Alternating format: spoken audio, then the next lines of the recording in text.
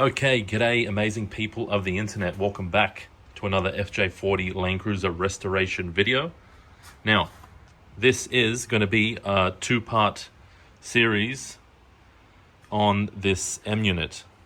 With this being part one, I want to cover how I am going to implement this M.unit Bluetooth model into my Landcruiser. Now, I know you're probably thinking, where's all the other videos leading up to this? This is kind of like a video from the future. The painting episodes, the brake lines, all that is going to be released soon. We're jumping ahead. I want to do a quick video on the wiring, and then I'm going to release all the other ones. Now, okay, so I know you're thinking, why would I want to use one of these M-units? On the website, it says that they're made for predominantly motorcycles. I've only seen two other people use them in a car. So why would I use this? Why would I wire the whole car back to this box? What's the benefit? So that's the original Landcruiser wiring loom. It's been, chopped and changed and wires added, the usual stuff. Now I want to delete all this and I want to wire my Landcruiser from scratch. And in doing that, by using the M-unit, I can delete the fuse block. I can delete all the flasher relays. I can delete all this garbage that you see right now, most of it. And I can also delete Raya. I can delete all these other relays that were used for the horns, the headlights, and any other sort of accessories that were added throughout the years. So it's going to sort of clean up the old wiring loom. And it's just really compact. It's got so many features jam-packed inside of it. So this video, I want to sort of get it powered up on the desk, and I want to hook up some inputs and some outputs and show you guys sort of how it works and how I'm going to use it in my car, because as I said, these things were built for a motorcycle. So we'll have to sort of change a few things in order to or modify it in order to make it work for a car. Now, the way this thing works, right, is super simple, and that's one of the reasons why I love it. We can clean up a whole bunch of the wiring on these old cars, just because they got so many features jam-packed into them. Now, basically, the way it works, you've got your negative, your positive. That's your two main power cables coming in to power the unit. The side that's got the little terminals, that's your inputs, and the bigger side is your outputs. Now, up close, you probably can't see it on my camera, but I've got a diagram here. So you got your battery, ground, positive, and on your inputs, all you've got to do, I'll show you on this one, all you got to do is provide a positive power source to the input, and that activates an internal relay. It's a solid state relay, and it's also fused. So it's a relay and a fuse block combined into one. So if you power the input, then you get a relay activated output. So what I'm going to do is I've got my battery, I've got my little DC circuit breaker there. That will act as sort of the inline fuse that you're meant to put with this. And this will be simulating the body ground. That's just a negative strip. So I'll power this thing up, and then we'll connect up an input and an output, and we'll see how this thing works. Okay, so now as you can see, I've got this mocked up on my bench. I've got the power coming to the circuit breaker, and I've got power going to the circuit from the circuit breaker to the M-unit, and the M-unit also has its own ground back to the battery. Now, if I activate this circuit breaker, you can see the M-unit fires up because we've just powered up, and now all the lights have gone out. So this is in standby mode. So basically, this is when the keys are out and you walked away from the car, and it just sits like this until you come back. The next thing that we need to do is connect up an input for the ignition switch, which I happen to have the actual ignition switch out of my Landcruiser, and I've just soldered two wires coming out of it just for demonstration purposes, so I can simulate a single key turn, like a single key switch, which should enable the M-unit and get it ready for starting the car. And also it activates all the accessories. So I've got 12 volts coming from the breaker to the switch, and then out of the switch I've got the output, which needs to go into the output at the bottom. So it needs to go into the ignition lock output, and all we need is 12 volts coming in. So what I'll do is I'll turn the M-unit off, grab a little flat blade, smallest one the better. Bit of pressure, push down on the orange bit, slide your bootlace in, and then let go. And that didn't work. Let me just try that one more time because I'm fucking tired.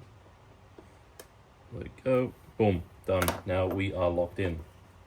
So if I activate the circuit breaker again, the M-unit fires up, goes into standby mode, no lights. Now if I simulate a key switch, a turn, boom, you can see the M-unit fires right up, and we've got 3 indicator LEDs.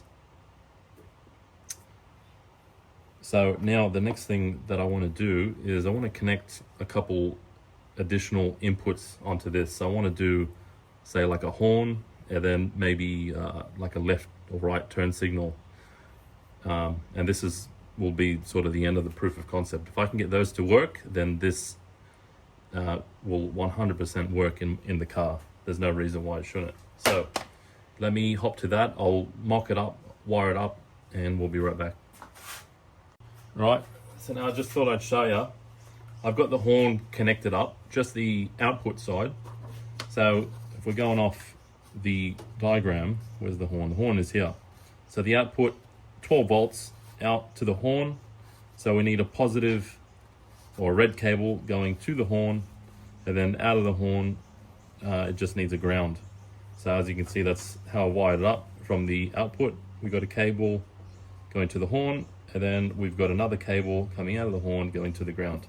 Now that is the output side. Now all we need is a way to activate this, a way to turn this on, because if I turn the Mo.Unit on now, that just scared me a little bit. The ignition switch is on, that's why the M-unit is on. Now all we need, there's no way to activate this, so we need something to simulate the button on the steering wheel being pressed. So I've got just these little switches here, which I'm going to use just for demonstration purposes. Super basic.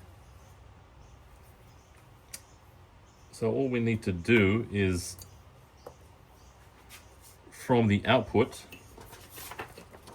of the horn, where is it? Right there. So from the output, we need to switch the ground. So it needs to go to the switch, and then from the switch to the ground, and that is your circuit right there. So if we grab just a little fly lead like this, we'll go to the horn. Actually, I'll turn this off so I don't blow something up.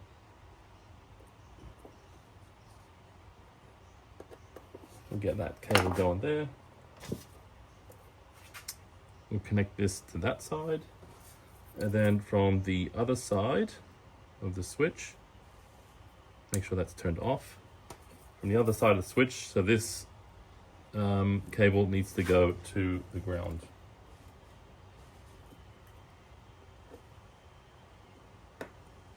Which I can do just like that. So now we have hopefully a working switch.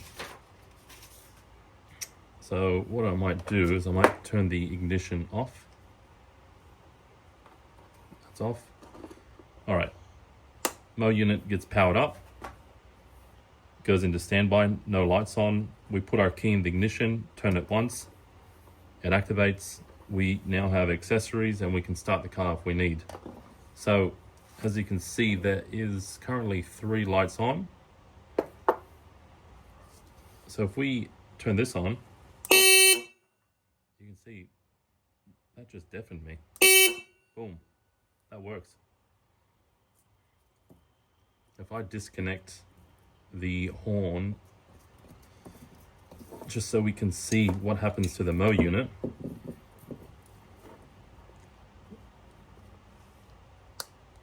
You can see the horn LED comes on, showing you that output has got power now. Turn it off. Boom. Okay, I'm happy with that. Okay, now I'm just going to leave it there for all the bench testing. I'm pretty confident that this is going to work.